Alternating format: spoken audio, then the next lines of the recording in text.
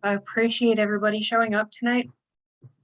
My name is Ruth Schwendinger, and I get to work with Prevention Network as the Coalition Support and Community Change Program Coordinator. And so tonight we're going to take a look at what it means to be part of the Capacity Builders workshops. We're going to take a look at those different levels of capacity. And so just by a show of hands, and you can do this either with your little emoji buttons or on camera, how many of you listened to the podcast that Joel and I recorded and sent out earlier for Prevention Navigators? Okay. That's all right, Adrian. Don't worry about it. So I'm going to invite everybody to do that, but also let you know that you don't have to know that information before we go into what tonight's workshop is. So don't worry about that. When you get a chance, I'll drop it in the chat box, and you can take a look at it when you get the chance. Maybe I'll send it out with the post-event survey. That seems like a better option. So thank you for dropping your contact information in the chat box. If you haven't done that, I do need that because I am going to be sending out a survey to everybody so that I can do my part of evaluating what I need to do better.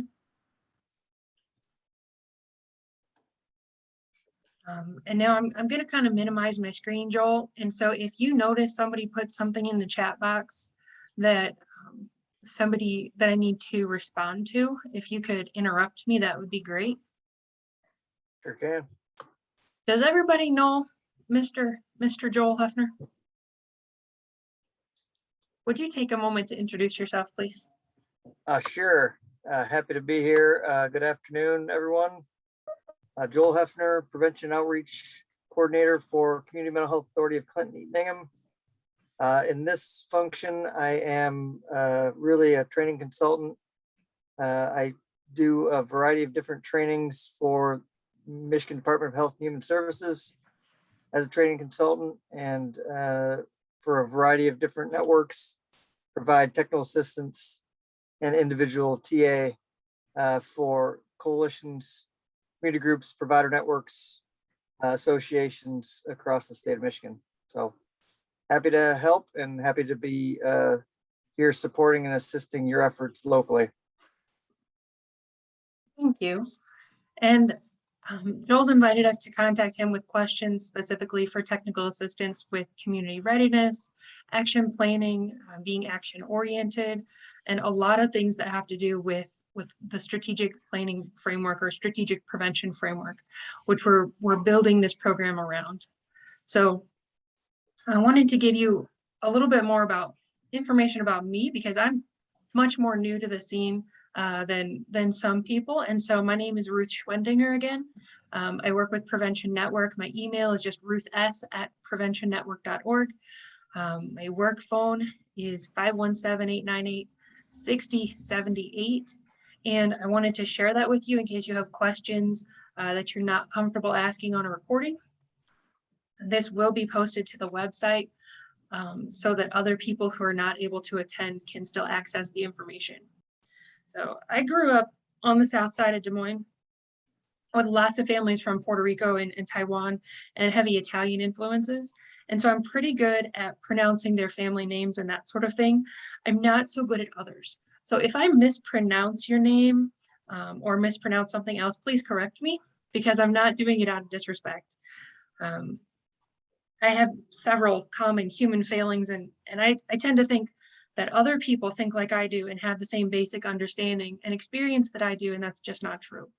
So if I go too fast or if I start using acronyms, anytime you have questions, please interrupt me. In the culture that I grew up in, interruption and engagement is a good positive thing. So I prefer to engage in a dialogue and sharing experiences. And I also think in analogies. I like talking in analogies because it's more fun, because you can give people that imagery. So the name Des Moines, which is my hometown, actually came from a French mispronunciation of the Native American tribe name for the area, which was Three Rivers.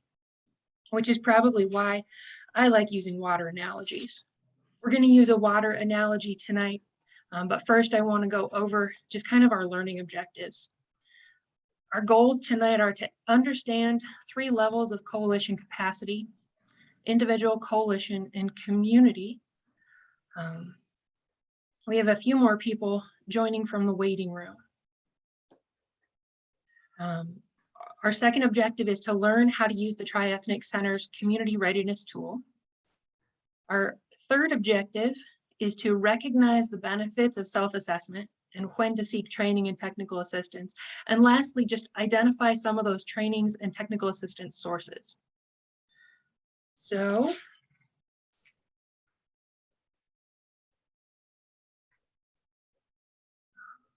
I want to let you enjoy this beautiful picture for just a moment. We're going to talk about a water wheel. Anybody else feel like they've been through the grinder lately? Okay, well, in this analogy, you are the wheel, not the flour or millet being ground. So hopefully that's a good thing. A lot of times when we're talking about prevention, we talk about getting upstream.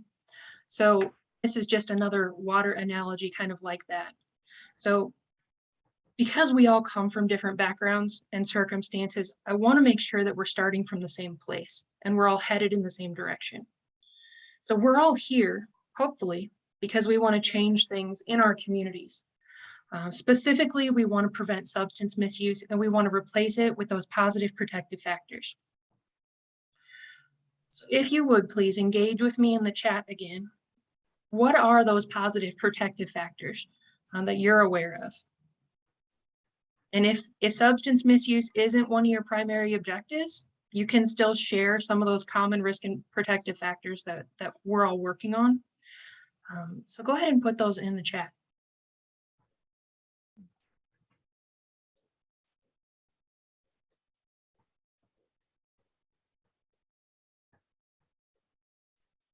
Positive protective factors. What are those things? Kelly knows some. I know she does.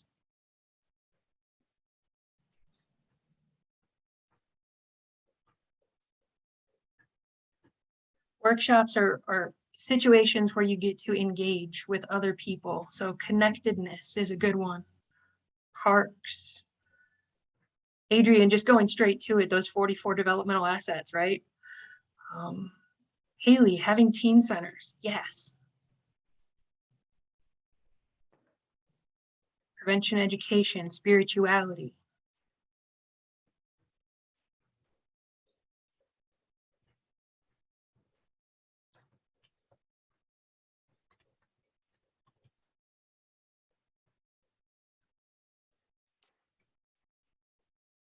Engaged parents.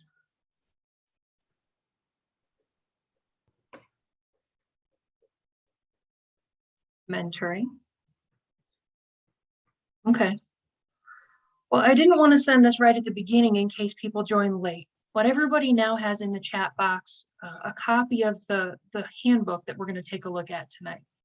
I want to encourage you to open that up on your screen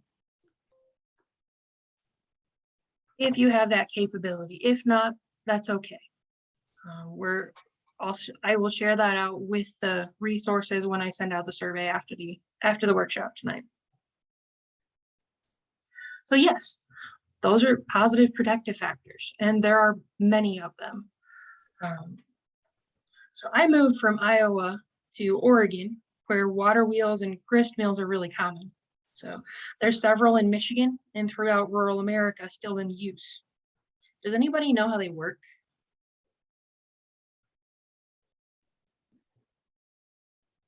Chris, do you know how water wheels work?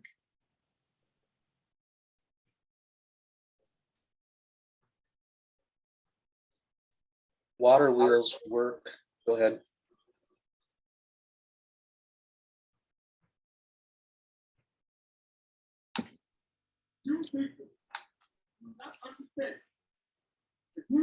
That's a good question. All right. So Well, the Joel, flow of water turns the wheel, Mm-hmm. which which creates potentially a grinding motion. Yeah, yeah. So, yeah, the water flows through a certain area. It's directed toward the spinning wheel. The wheel spins and turns the gears inside the mill house there, and the gears grind two stones together, right? And as they're grinding together, you add the millet or the wheat or whatever, and it grinds it and grinds it and turns it into flour. So I asked earlier if anybody else felt like they've been through the grinder this week, and it's only Wednesday, folks, but we do have good things coming. So I want to use this analogy and think of your community as the river. So your coalition or your task force is the mill, and you are the wheel. Okay. So when we're talking about capacity, what we're really asking is, how do we build momentum? And there's two components to that. So Harry, it's time for the lesson in physics. You remember high school physics, right? Barely. So momentum is measured with this P symbol. It's abbreviated with the P symbol. Momentum is what we're looking to create, to generate in our communities. And there's two components to momentum. We need mass and we need velocity. Okay, so the more people involved is the more mass. The more velocity is more things getting done. So when the system is working correctly, we have this multiplier effect, so that more people can get more things done. More things getting done lead to more momentum, which draws more people in. It's a continuous cycle. So we need to continually be out in the community communicating with everyone that we come in contact with about what's going on with our coalition, with the work groups, and really just with the system of prevention. And water wheels, as you can see in this picture, the water's going off to the side. It's not actually turning the wheel in this picture. Water wheels have times when they direct water towards the wheel and when they direct water away. So during the beginning of COVID, when much of prevention shut down, for myself, I directed the water away from the wheel. I stopped engaging nearly as much in the community, and I spent some time working on systems and upgrades and things like that, just maintenance for the wheel, for myself, right? Recognizing that I needed to maintain and be up to date on the latest prevention tactics and strategies and trainings. So Chris, I don't know if this helps. This is a picture of Gray's Grist Mill in Wisconsin, or in Massachusetts. The last one was from Wisconsin. So down here on the bottom right, we see the water coming in and turning the gears, which in turn turn more gears inside, travels down a shaft, and the big grindstones up top are stacked in a way that the material can get filtered down. What I want you to learn from this picture is that there are a lot of working parts to a coalition. If you just have a wheel and it's spinning in the water, then you're going to have an effect on those people you have come in direct contact with. It's not going to change the course of the river. And that part is eventually going to get worn out. So that's the individual. We need the structure of an effective coalition in order to change our communities, so that we're not just spinning our wheels. We need to build relationships with the different working parts. Anybody work on bicycles or mechanics or anything like that? You ever ride a bicycle? You have the chain slip off? Maurice, your hands up. What happens when the chain slips off the wheel? What happens when you lose that connection? You lose momentum. You lose momentum. Maybe sometimes your pants get snagged and ripped. Yeah, it's bad things happen when you lose contact. We need to not lose contact with those people in our coalitions, with those people we want to stay engaged with.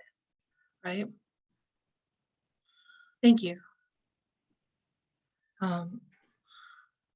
And when we have many different working parts, we can change the direction that the river's flowing. We can change it instead of getting worn out. But we do need to keep bringing new people in. We do need to keep sharing the message constantly. And on December 29th, we're going to talk about those different working parts of the coalition. So I don't want to get into it too much at this point. I just want to point out that there are different levels of capacity there. So individual capacity is about knowledge, skills, and abilities. All of those can be developed through education and practice and training and mentorships. Coalition capacity comes from building relationships. Different strengths of relationships bring different value. All are valuable and all help build momentum. So you don't need everybody that you come in contact with to eventually be a coalition member. But again, we're going to talk about that a little bit later. So the networking and sharing information is one level. Cooperation is one level of involvement. Coordinating, serving together in community outreach services is another level of engagement. Collaboration is a formalized and comprehensive integration across organizations. And then having the population that's being served by your coalition, having them be the majority of your membership and participate in leadership identification is the highest level of capacity in my mind. So when the people who are most affected by what's happening in your community and the issue that you're addressing are the people who are knowledgeable, skilled, and have the ability to address it, and they're making the decisions, they're developing future leaders, that's the highest level of coalition capacity. Coalition capacity comes from a constant flow of the strategic planning process, or the strategic prevention framework, from funding, having diverse funding streams, and from communication, which has to be ongoing. So I want to talk tonight, I want to spend more time on the community readiness tool, but I want to check first. Are there questions at this point?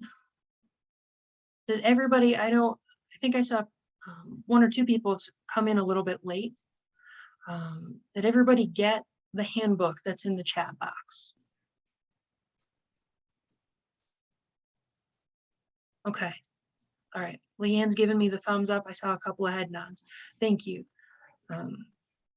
If anybody needs that, I will be sending it out, but it is crucial to what we're going to be doing tonight. So I want to share just a part of this.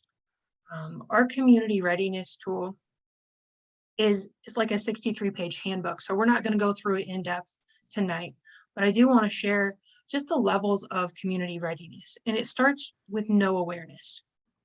And I want to point out that it can increase or decrease. It starts out with no awareness. You can jump up to denial and resistance, vague awareness, pre-planning, preparation, initiation, stabilization, and expansion, confirmation, community ownership. Joel, would you like to speak for a minute about what it looks like to be at some of those different levels, or would you like us to do something different first? Well, I think for me, with this ladder, it's about taking the temperature of your community and not in general. I'm talking about specifically take the temperature of your community around vaping, around alcohol misuse, around underage drinking, around tobacco use, around marijuana and recreational marijuana, and the legality of everything in our world today. So when we talk about the community readiness stages and levels, you can think very broadly, and that may help you.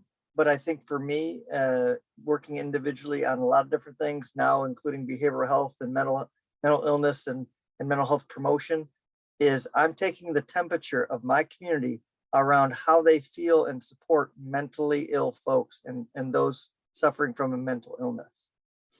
I'm not thinking about how does my community support things in general. I'm really diving in specifically around anxiety, stress, depression, suicide. And I think that's what folks need to do around the substance use disorder issue, is think very specifically. Your vaping activity, initiatives, programming will greatly flourish and have so much more success if you understand where your community is at around the willingness, the readiness, and the interest to support your efforts. And I think that's really the key here, is think specifically with what you're actively engaged in, and think how many venues, how many ways can I promote and communicate vaping messages, or prescription opioid overdose messages. That's the key. I have a ton of different levers at my disposal in my world, in my job at the Community Mental Health Authority. And that's my work. That's my job, is to pull as many levers as I can. And I call them levers. They're communication mechanisms or communication vehicles: Facebook, website, email blasts, newsletters, all kinds of different things, PSAs, billboard, we can go on forever. So think about those things as you're moving a needle around, the readiness needle around a specific issue in your community. I think you raised several good points there. Ongoing communication is essential. In order to do that, you need to have a clearly identified issue or topic that you're focusing on your efforts. And the community readiness tool is essentially focused on one issue. So it works by measuring attitudes, knowledge, efforts and activities and resources of community members and leadership. And it measures each of those attitudes, knowledge, efforts and activities and resources on 5 key dimensions. So we're going to walk through this, but the tool wants you to be familiar with the community knowledge of the issue. So you need to know who knows what. You need to know their level of knowledge, right? You need to know the community knowledge of efforts. Do the people in your community know what's being done to address the issue already? The community climate, Joel said, measure the temperature. Are they ready to do something about this? Are they anxious because there's been a lot of events in the community that have affected a lot of people personally? And so the vast majority of community members are ready to do something. Is there leadership? Do you have that structure in place of individuals with the knowledge, skills, and abilities to guide the process of the strategic planning framework? And then do you have the resources? Does your community have the people, places, and things necessary to address the issue? So I want to give you a glimpse at this. So our community readiness assessment, first you have to decide you're going to do something about the issue. Clearly identify your issue. Step 2 is identify and clearly define and delineate your community. Step 3, prepare your interview questions and introduction to the interview. Step 4, choose your key respondents. Step 5, conduct and transcribe interviews. And step 6, score the interviews. And lastly, you're going to plan your next steps. So you're going to calculate your overall scores, make a report, and use that report to plan your next steps.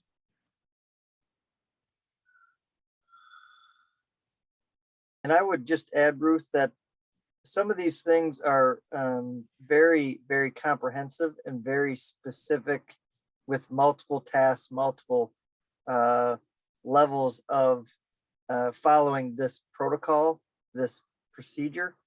What I would just throw out there is, I totally understand that groups and community groups and coalitions may not have the capacity to go through every specific and defined path that's talked about in the strategic planning framework or prevention framework, as well as the triethnic model of community readiness. But the key is to manage those steps the best way you can. I've seen this done with an executive committee. They're the representatives of your community. Instead of doing additional interviews, you do it with an executive committee. You walk through this process. It takes maybe much quicker. It can be done much quicker. And a great product, comes out of it. So try to be mindful of that, because I don't want to scare people off and say, geez, we have to do all of this additional work that we're not ready for or don't have the capacity for. There's other ways to do things and utilizing the protocol and process that's identified. And any of these tools you use for your benefit in your community to meet your needs, right? And if you need to modify the tools, contact the people who made them and say, hey, will this still be effective if we make those modifications? Is there something we need to be careful of? Or if we're trying to reframe the question so that it fits our community, can we make those changes? Just contact the people at the Triethnic Center in Colorado University and ask. So this was developed in 2015, I believe. And it's still one of the go-to community readiness assessment tools around the nation. So hopefully step one, you've already done in your community. If you're taking a look at what are we going to do for this next fiscal year, what are we going to do with the funding that's available, where does our staff time go, what is the biggest need in your community? And so it's important to have clearly defined issues when you're measuring your community readiness. So what is an example of an issue in your community? And Joel's already mentioned several. What is an example of an issue in your community?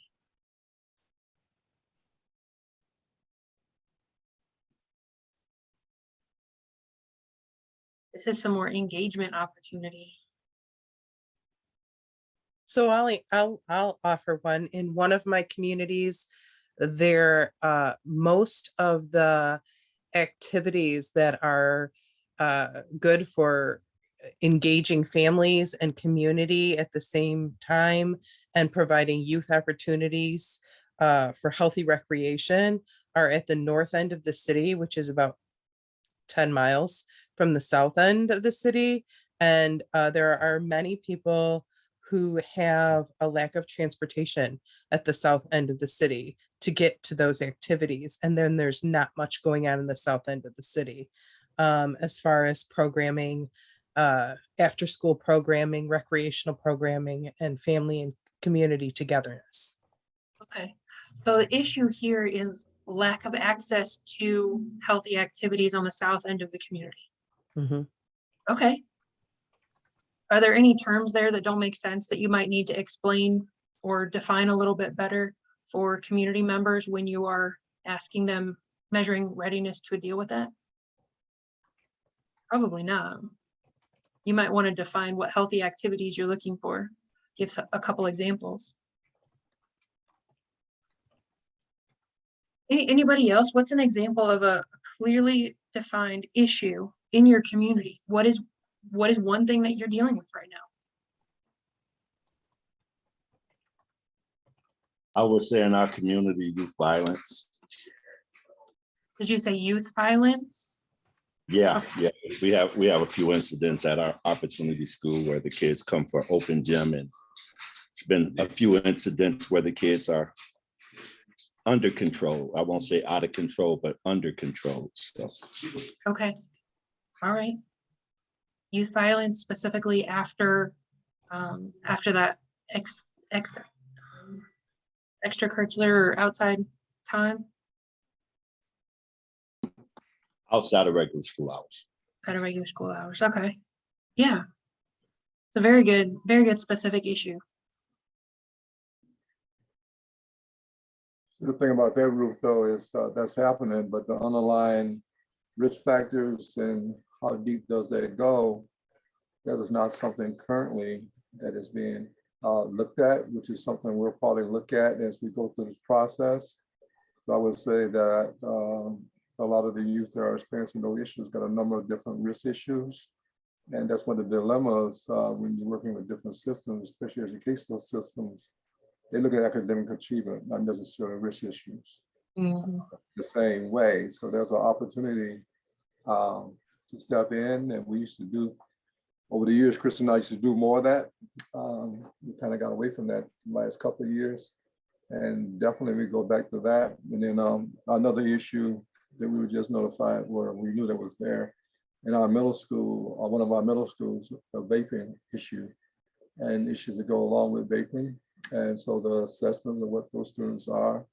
So beginning of the year, you know, Chris and I and Marisa will be going over there doing assessments. And so we're going back to some of the things that actually we have had Joel train us in many times, and to go back and repeat some of those processes that we were doing before.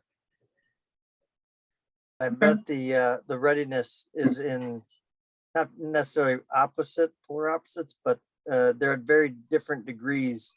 If you put vaping on a scale for how ready your community is to address that, or within the school system specifically, and then youth violence at another level, because we have a lot of things going on in the state of Michigan right now, as we all know, that is everyone is at a heightened level of understanding of some of the problem.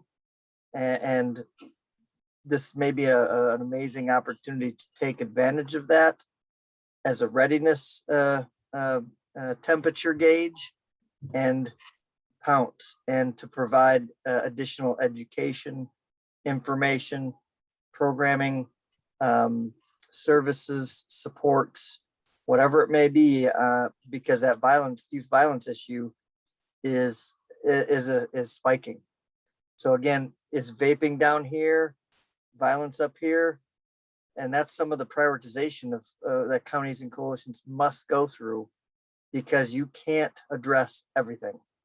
And that's, for me, the greatest challenge to coalitions is, can you prioritize your efforts and dial into some of the most needed interventions and programming and service delivery for your community? That is a challenge. Joel, and the challenge of that is your ability to create partnerships. So if you don't have staffing and whatever, and generally, and I was just talking to a school board member the other day, our frustration is that now with violence and whatever we have, the first thing someone say, you need more mental health services. Yep. Then, like she said, more mental health services by itself is not going to be enough. It's not enough. So getting the system to not resist exploring more options, more partnerships, more trust. Look at what happened at the state level at the school at Oxford. The state offered to bring in resources, to do this and that, to go through the whole process of investigating. And what did the school say? No, thank you. Okay. Unreal. In my community, those people will be looking for a job tomorrow. Okay. You take all the assistance and help and expertise. So you're not talking about a funding issue. You're talking about an access and then ability for the system to say, you're already under the gun because your decisions will help create this or lack of. So, and that's the difficulty, because it's a very controversial issue, as Joel is describing, and the idea even as one coalition cannot address without the partnerships and without the support of the different elements that need to all look at what we need to do and which part belongs to us and which parts belong to you and how all of it belongs to us together. That's a great point, Harry. It's not all on our burden, all on our shoulders. And those partnerships are incredibly key, because it's not just mental health services. I would, explore multiple solutions, multiple considerations, and see what has readiness to change, what has the ability to be improved upon, and of course, keep that as a part of the ideal objectives moving forward. But again, it's not going to be just one solution. It's going to be a multi-tiered approach to addressing violence in schools or youth violence. So those partnerships, again, are incredibly important to make that conversation happen. And you're a part of it. You're not just, you can't solve all these problems. Gentlemen, I do want to redirect us back to this because I know there is a lot of knowledge and experience and specific detailed instruction that we could get into about building partnerships and building those connections and how to find and prioritize those key issues in our communities. So we do have many weeks ahead of us of workshops, and we are planning to dig into several of those that you just mentioned. But today, for some of the newer people especially, I don't want to get too far down into or too far out and get into the big picture things too much. I do want to focus on this process where we're measuring community readiness. So step one, clearly identify and clearly define your issue. There's a very good guide on the CADCA online community. You have online learning opportunities through CADCA that takes you step by step through the strategic planning framework. And so if you haven't been able to clearly identify your issue and define that in ways that you can communicate in one sentence or less, I encourage you to go on and do the online training in your spare time as you're able to. It's self-paced, and it really is helpful to help work through and develop the basic steps of how to proceed. So step two. Real Yes. question though. So you identify and clearly define and delineate your issue, community issue. Suppose that is not the same issue that's where you're trying to address the target area and so forth. So how does that work? Is that all in that same step, or is that a different step? It's all the same steps. So the issue that you're trying to address would be the issue that you've identified. Okay. So if, like in the example that Maurice shared about youth violence, and then you said, well, that's not the core issue. The core issues are underlying, not the violence, that's an outcome, that's a consequence of some of those other issues. So we need to address the core issues. So in that process, your coalition, your task force is going to really break it down with a logic model and say, okay, why is this happening? Where is it happening? Who all is involved? Who all is aware of it? And so you're going to break it down and take a look at it more closely. So when you're identifying and defining your issues, you're going to take a look at all of that. You're going to try to get to the root issues. And then violence would be one of those things, a consequence or an outcome that you would hope to change within your logic model. Okay. Thank you. So step two is clearly defining, delineating your community. Delineating, I don't know if everybody knows, just means define it in ways that you have like boundaries of you understand who is and who is not part of your community.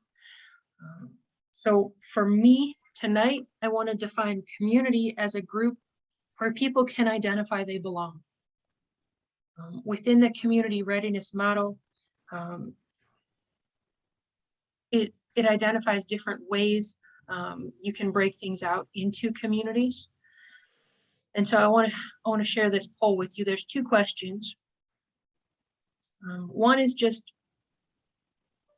which of these is a clearly defined issue? And you can choose more than one. And then the second one, what might delineate a community? What might separate people as being within a community and without?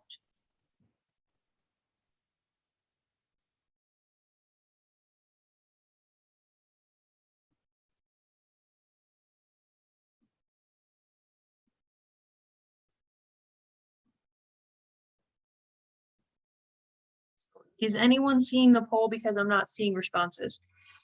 There's just two questions here.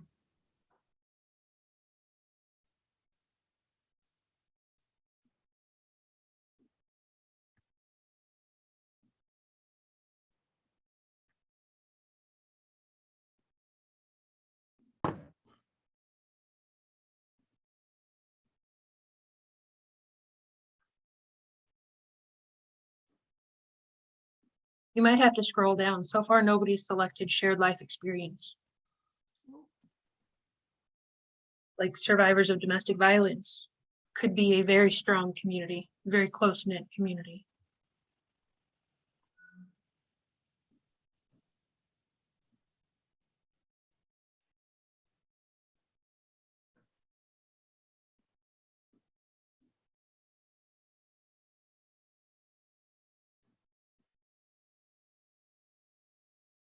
Okay.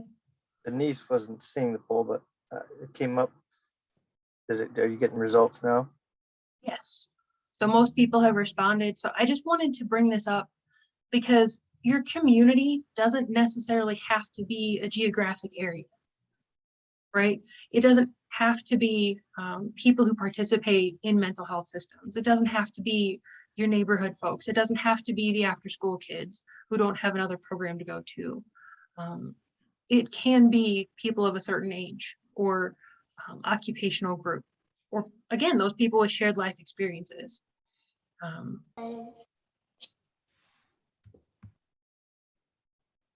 So I'm not going to share the results on that. I just wanted us to think about that and identify, again, how do we clearly define issues? Is underage drinking a clearly defined issue? Not really. If we're talking about drinking problems, we want to talk about a specific age group at a specific location, or go through that logic model and ask, where is it happening? Why is it happening? Who's involved?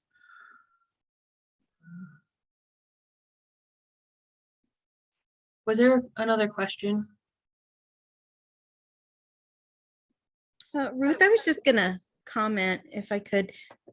The reason I picked underage drinking as a specific issue is because in my thinking, as a society, we clearly, we have a shared understanding that any alcohol use by persons under 21 is underage drinking, and it's problematic.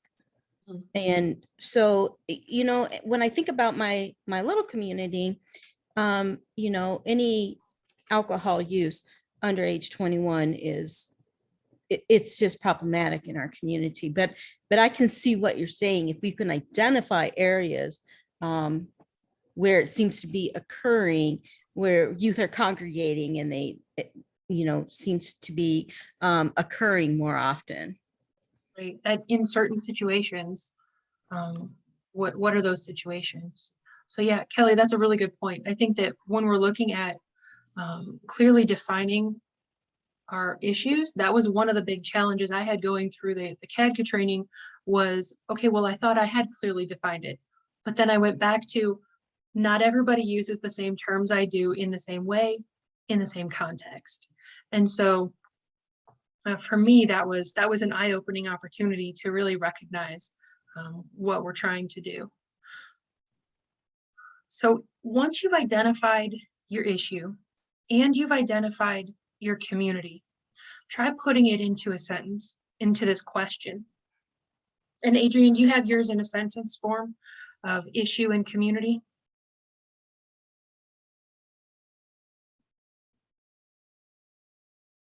You want to try asking this question. And if you can't put your issue and your community definitions into a sentence like this, probably trim it down, probably define it a little more clearly. So using a scale from 1 to 10, how much of a concern is underage drinking by 12 to 17-year-olds at the skate park to the people in the southwest neighborhood of Des Moines, for example. So side story, just to re-engage people, a little personal bit here. When I was growing up, my parents were very involved in the community. I grew up on the south side of Des Moines. Quite a bit of crime. We had a certain neighborhood area around a park with some abandoned railroad tracks, high drug use, high crime rates. And so it was a problem. People were getting hurt. People were dying. And so nobody really knew what to do about it. My folks decided to start a neighborhood association. The neighborhood association decided to work on that area. So they did a cleanup day. They started hosting some events out there. And it grew and it grew because good things were happening. They were able to partner with the police department and go through and do cleaning up needles and things like that. And it was really amazing to see the transformation. And so that park is called Grays Lake Park. And if you Google Des Moines, it is now the front shot, the front picture of all of the landscape shots of Des Moines. It's been completely transformed. They put in a pedestrian bridge. They do annual Jazz in July festivals. People take pride in that part of the community that was revitalized because a handful of people said, we don't want to deal with this anymore. We need to get this cleaned up. So for me, I've seen firsthand the effects that a small group of people can have. And I just want to encourage you to when you're defining your community, help people identify where they belong. Help people connect. Because that's what we're doing when we're building coalitions, we're building relationships with people. You help people connect with things that they have the power to change. Because the knowledge, skills, and abilities, all of that will come later. If they have a passion and a drive to make a difference, you can use them and they will help you build momentum in your communities. All right, is everybody focused? We've been on for almost an hour. Does anybody else need to stretch? All right, Haley's laughing at me. That's all right. All right, well, continue deep breaths, good posture, drinking water or whatever you have on hand. I'm gonna keep going. Hey, Ruth, question, back in your community, did they focus on, what was the specific issue that they focused on to start that whole process? In that It was an park? unsafe environment Unsafe environment? around Grays Lake Park. So not a specific drug-related issue, it was a risk-related issue, correct? And I was like 11, 12 when they were doing this, so I wasn't directly involved. You know, I got to witness it from the outside. I got to help with some of the cleanup days. I got to help with the beautification projects and, you know, help come up with creative signage and messaging to get people to come to the Jazz in July festivals. Okay. But, Thank you. So using, back to our community readiness assessment, step 3, after you've identified those 2 things, is prepare your interview questions. And this is a lot easier than you think it is. So you want to use at least 2 different people, and you want to adapt the questions that are already given to you or your issue in your community. And then you want to test them out on a 3rd person before your first interview. So there's a list of questions in the community readiness handbook for you to use. The ones in bold are necessary for you to use, and you can modify and adjust them to fit your needs. Recommend that you don't use all of them because then the interviews get too long. But before your first interview, do test them and see how long it takes so that you have an idea of what you can tell people to expect. You want to prepare an introductory script so that you can establish an understanding of the definitions and issues in the community. So like we did here, our purpose is to build momentum around substance misuse prevention in our communities. And so lastly, when you're doing your introductory script, you want to make sure you're asking permission to record, because that makes it a lot easier to transcribe and then score their response. A final note here is when you're preparing your interview questions, you want to if you're going to translate to another language, you want to translate and back translate to make sure that you have accuracy. So encourage you to consider using other languages if that's appropriate for your community. But if you're going to do that, translate back and forth so that you can make sure you're asking what you think you're asking.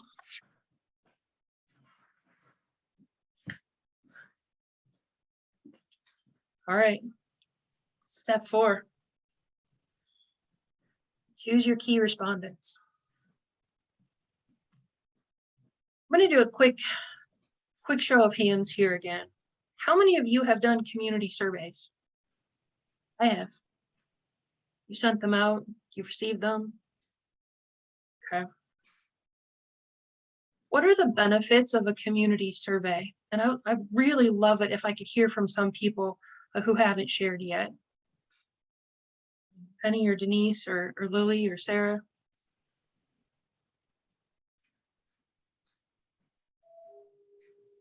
Data-driven decision-making. Yes. What are some of the other benefits of community surveys?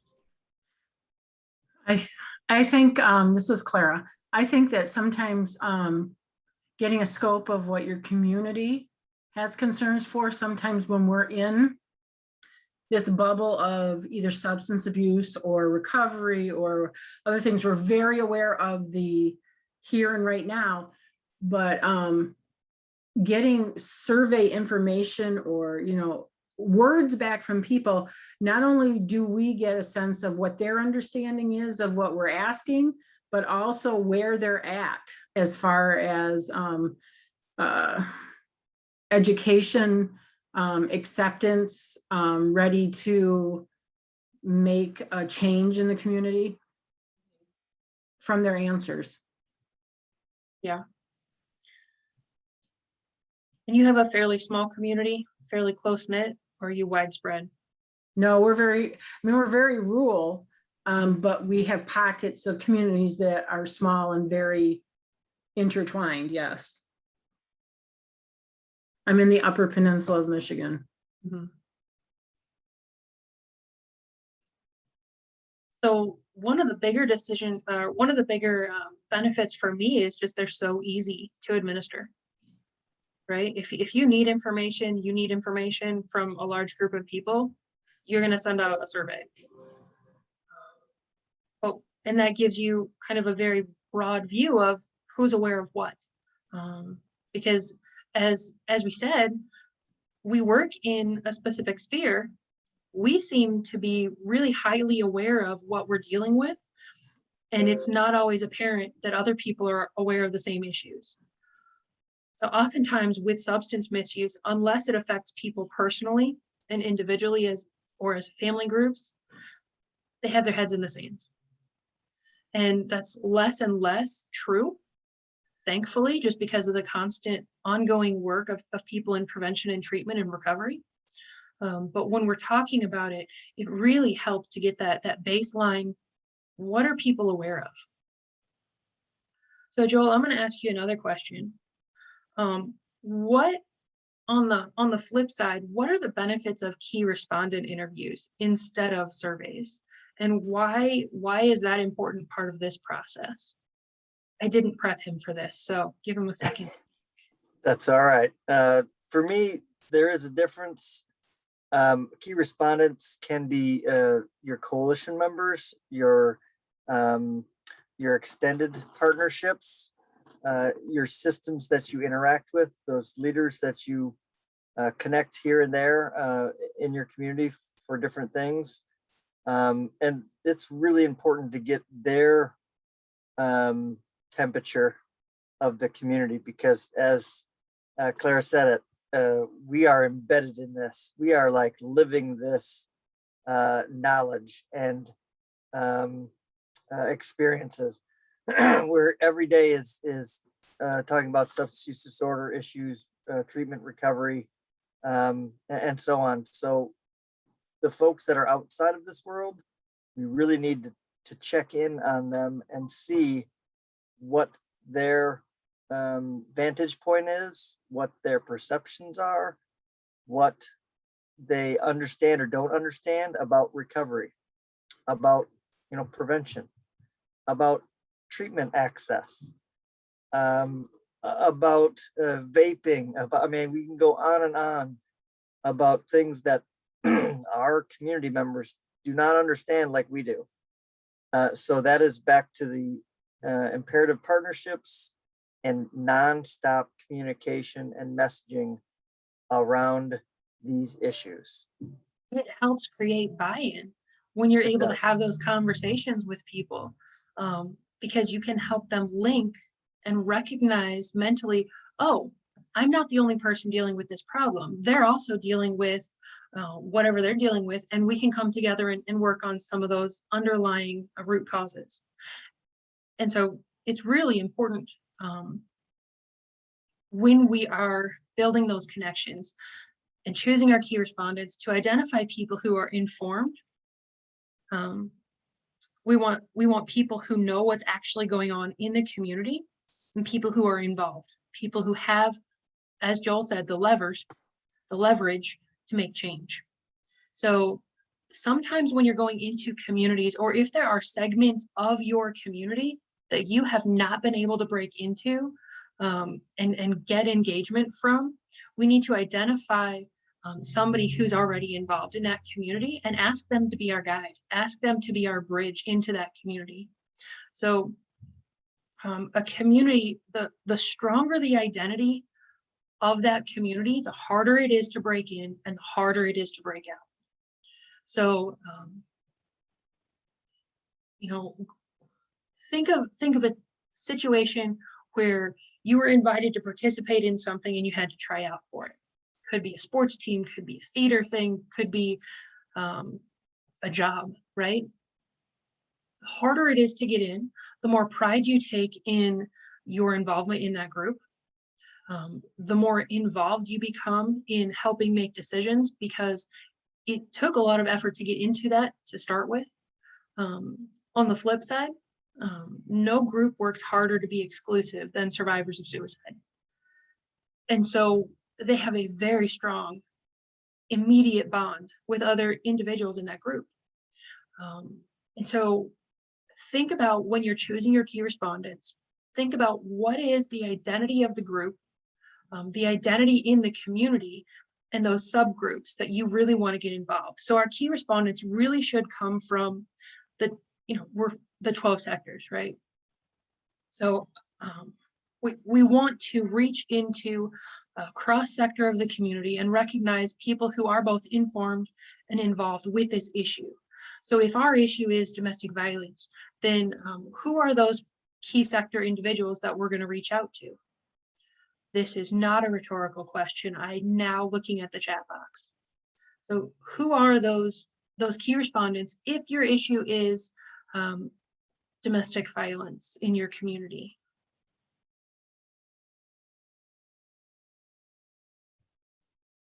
I will start us off with law. Oh, Adrian, yes. We got law enforcement, women's shelters, lawyers, police and domestic violence advocates. Yeah. ER staff. Yes. CPS. Sometimes, yeah, they need to be involved. College or university students, absolutely. People who are starting relationships or frequently changing relationships. Medical care professionals. Yeah.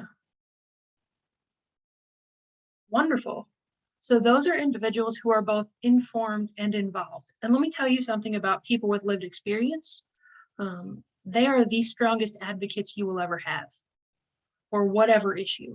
And so it is imperative to have people with lived experience with whatever your issue is, be a part of your team. When we're going to focus again on this in later workshops and in later months, but I can't understate how important that is. So you want to identify people. Clara added faith-based admin. Yes. We want to identify people who are involved in the community and informed, and then we want to develop those relationships because they are involved and involved at some level of what's going on, informed about some aspect, because nobody has the complete picture. Nobody has all the answers. And that's why we need one another. That's why we build coalitions, is because one agency, one organization cannot solve the problems on our own. And that's why there's strength in collaboration. There's strength in these groups that you're a part of, that you're building up. So again, we're going to discuss the different levels of involvement for those key respondents at a future time. For small communities, you might only need to talk to 4 or 5 different key respondents. For larger communities, or on average, we're looking for 6 to 12 different people that would be both informed and involved in addressing the issue in your area. You want to ask them, make sure it's okay to record the interview, but don't send them the questions ahead of time. And there's a table in the workbook that you can, in the handbook that I shared, that you can go in and fill that in with their name, their contact information, and whether or not they said yes or no. Whether or not they agree to participate in the survey, you still want to maintain them as a potential contact for the future, because everybody who's informed and involved has the ability to help you build momentum so that you're not spinning your wheels, because you're a water wheel and you need those connections. When you're doing step 5, you're conducting and transcribing the interviews. In today's day and age, it's often best done by phone, but you may want to do face-to-face if it's more appropriate for some individuals. Specifically, if people have, if they're hard of hearing, it helps to be able to see someone else's face while you're communicating with them. Usually, if you use the recommended questions in the survey, it'll take 20 to 60 minutes to do each interview. When you're doing your summary, again, give them an introduction of the project, define clearly your issue and your community, but don't give them all the questions when you're scheduling the interview. Take a look at the scoring process before you do your interview, so you know if you need to rephrase a question or ask for more information. And practice your non-judgmental listening. When we're teaching mental health first aid, that's one of the key steps, is non-judgmental listening. So if you're very practiced at this, or if you're practiced at motivational interviewing, this will come naturally. One thing I want to caution you about, if this is your natural way of communicating with people, don't rephrase their answers in your own words. Don't do that, because we don't want you to direct the conversation, to provide answers or guidance in how they should be answering. You're just asking the questions. So if you need to prompt them for more information, say, can you give me an example of that? Or tell me more. Can you explain what you mean by that? Whether it's done face-to-face or by phone or Zoom, or Google Meets, or whatever your favorite platform is, you want to practice first. So go through the interview with another team member, go through the interview with a household member or another coworker if you have one, and just practice that first so that you're not stumbling, so you're aware of the flow of the interview, and give people the opportunity to respond openly with whatever they're thinking and whatever their connection is with the issue. There's a specific tool identified in the handbook, because my natural inclination is to just use the talk-to-text software on my phone, on the laptop, whatever. But transcription works better than that, because it can capture things like laughter or or well, when it really helps to capture the context of the interview rather than talk-to-text software. So there's a specific free to use transcribing software here that you can use. All right, we're wrapping it up here. We're getting close to the end. Step 6, you're going to score the interviews. Can you put that in the chat? Clara, I can. I should be able to. It's also directly in the handbook. I think just a note on these key leader respondent interviews. These are amazing for all kinds of different platforms. Really they can be used in all kinds of different steps of the strategic planning framework. And I think they're sometimes forgotten. For me, it's initiating partnerships. You know, these interviews and these this dialogues are doing so much. For me, they are empowering others to understand the issues. They're asking for their feedback around an issue and potential opportunities to align their activities with the coalition's activities surrounding these issues. So for me, it's all about empowering others through an interview process of understanding an issue more so than they did before, and gathering information about how they view from their vantage point that issue specifically. So just another thought on these interviews. Thank you so much, because when you understand what other people's perspectives are, you build a wider base of understanding for yourself. And when you have a wide base in physics, you're more stable, right? I don't know if anybody else likes physics as much as I do, but I have a high schooler going through it right now. Adrian's shaking her head. Physics is great stuff. If you understand physics, you can move the moon, right? So when we're talking about these things, you need to have that wide base of understanding. You need to have a large of a variety of opinions, of understanding of backgrounds as you can get, because substance misuse affects every single one of us. And the more people understand that, the better. When we talk about bottom line for businesses, you can talk about health and safety of people. You can talk about generational trauma. You can talk about being safe drivers. You can talk about anything, but it affects every single one of us. And when you stop focusing just on substance misuse and you start focusing on those healthy protective factors that we listed at the beginning of the workshop, you're going to start affecting and changing the way your community flows, the way your community deals with challenges, the way they deal with crisis situations. You're going to be able to help strengthen your community and build the resilience so that they have the tools, so they have the knowledge, they have the ability to identify what's happening before it gets to a crisis point. And people feel, as Joel said, empowered to take steps to prevent that from happening, right? Let's talk about step 6.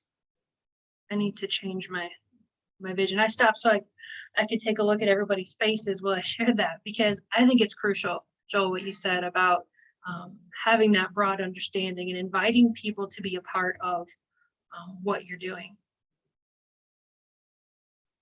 Really simply, I'm going to run through this. When you're scoring the interviews, it's really clearly set out in the handbook. It's scripted. You're going to want to have 2 scorers for each interview. You're going to want to work independently. You're going to remove all interviewee identifiers so you can prevent any potential bias from people who are scoring. You're going to need 5 colors for 5 dimensions. Remember those dimensions we talked about at the beginning of the presentation.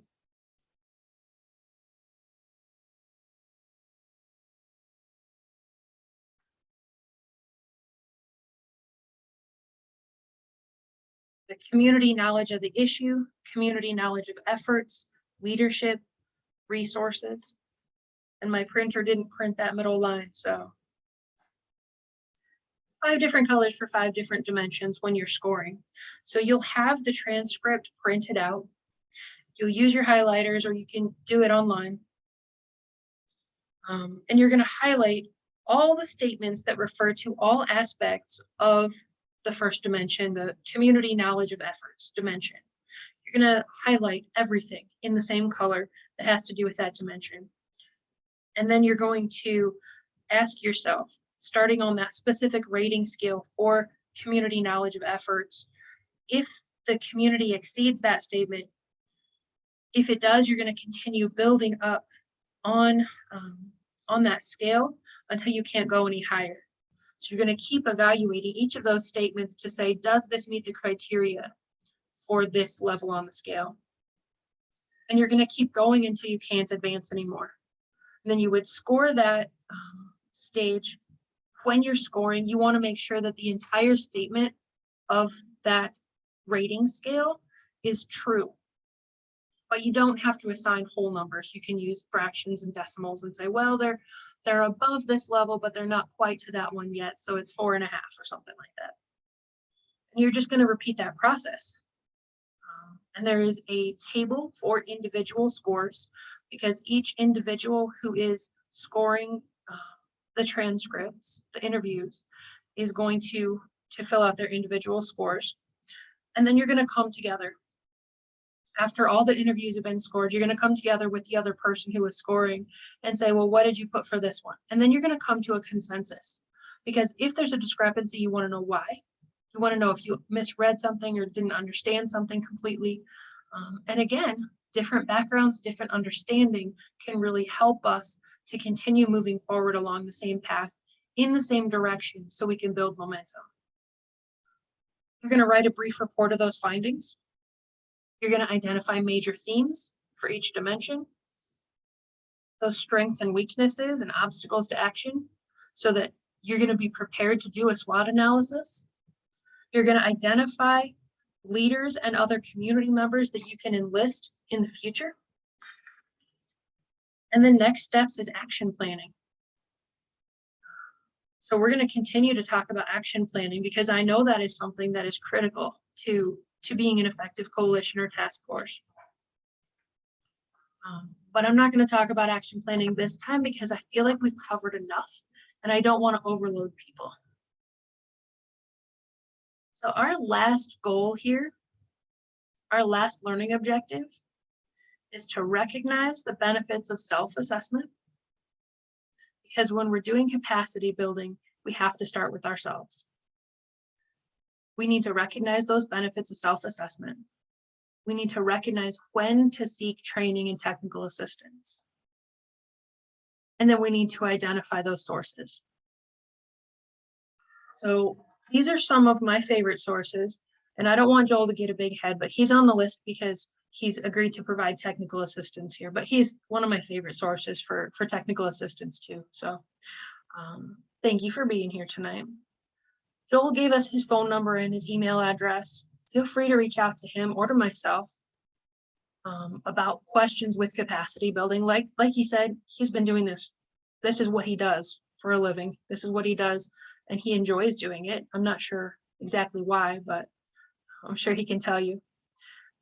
I like the PTTC network, the Prevention Technology Transfer Center network, and we have a specific group that is working on the Great Lakes region just for us to provide the technology, the technical assistance, the tools and resources we need. And they've been putting out some really good stuff lately about how to do key respondent interviews. How do you do focus groups and listening sessions, and what's the difference between those things?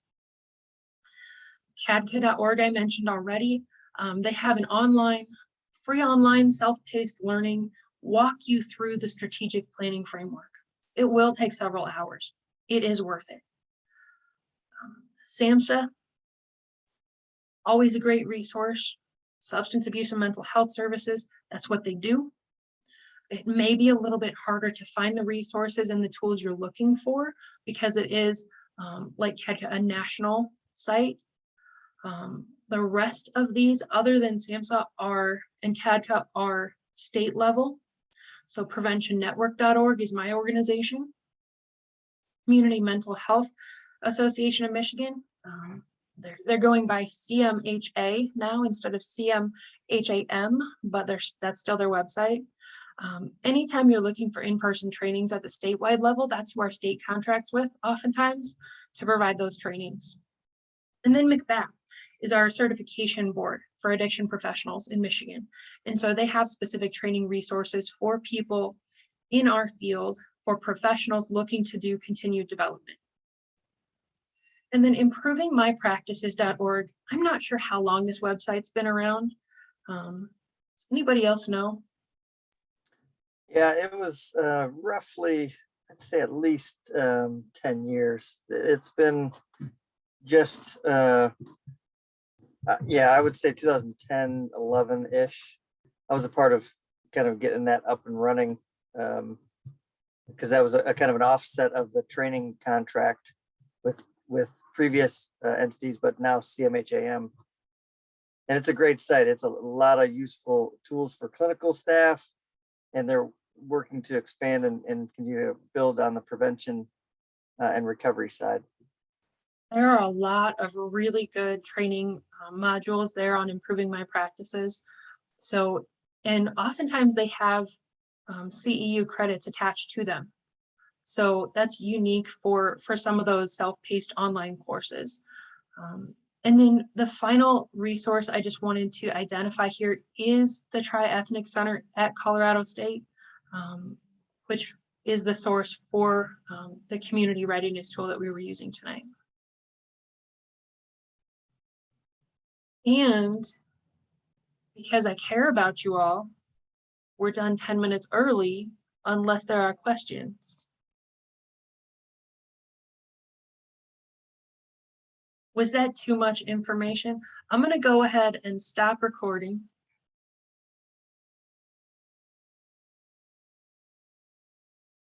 I'm going to try to stop recording.